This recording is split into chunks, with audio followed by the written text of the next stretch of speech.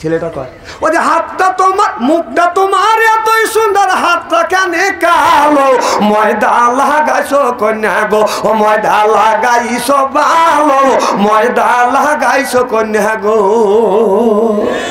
আমি তো ঠিক কবি এই না না তোমাকে আল্লাহ কালো বানাইছে এই ছেলেটা ধোকা দিয়ে লাভটা কি? হ্যাঁ এই দিন ওর বিয়েটাও টেকে না আমার না হাসলে বউ থাকে না ভাই। আপনি যদি এইভাবে খেলে বাদ যাও সালমান মা কত সুপার তোর মুখ দেখলে আমার বাবা জ্বলে ওঠে। হ্যাঁ আমি নিজে শুনছি এই জন্য কথাগুলি আমি বলতে আমি বাধ্য হই ঠিক না ভাই? হ্যাঁ ভাই কয় ঠিক ভাই এই বাঘে পড়ছিল না বাঘে না বলে কে কবে করে ঠিক।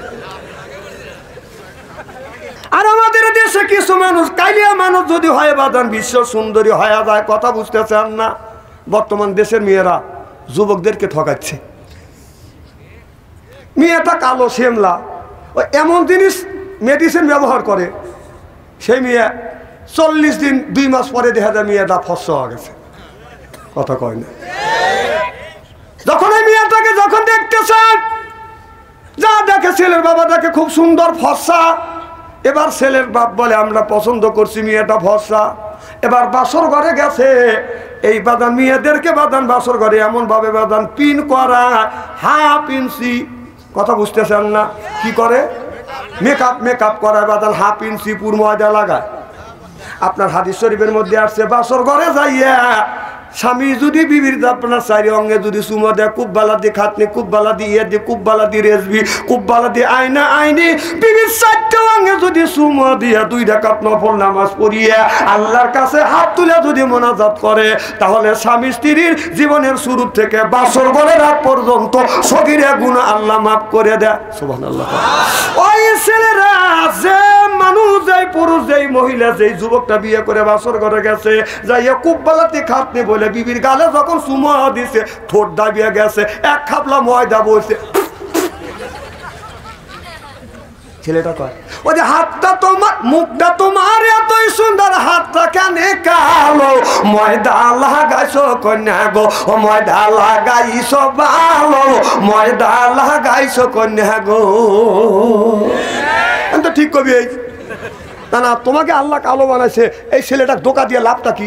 হ্যাঁ এই দিন ওর বিয়েটাও টেকে না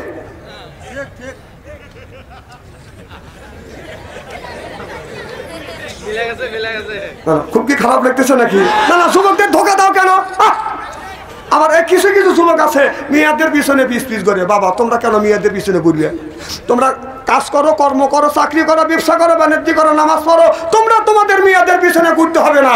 এই মেয়ের মা ঘুরবে মেয়ের বাপ ঘুরবে মেয়ে তোমার পিছনে ঘুরবে তোমরা মেয়েদের পিছনে ঘুরবে কে? আবার অনেক যুবক আছে 25 বছর বয়স হয়ে গেছে মা বাপ বিয়ে করে না। ছেলে যদি বিয়ে করবে সাকা তুই নিষ্পায় দাঁড়া তো নিষ্পায় দাঁড়ানো ও তোমার পার্বর উপর বর করে চলে।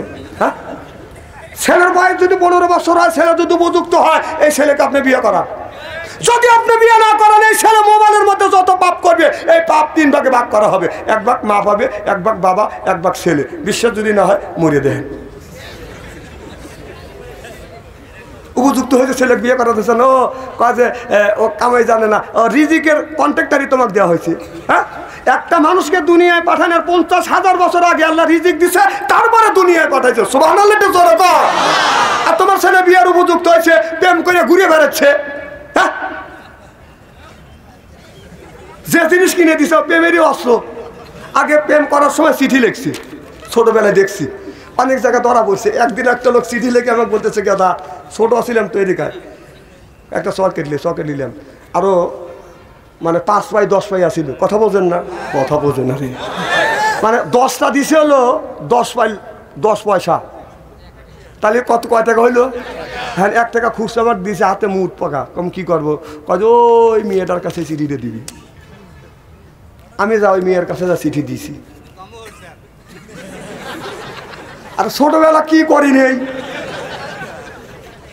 আমি কত বুঝছি নাকি না ওদের যদি বুঝলাম আমি এই দিয়ে তোর বাপের কাছে দিলাম নি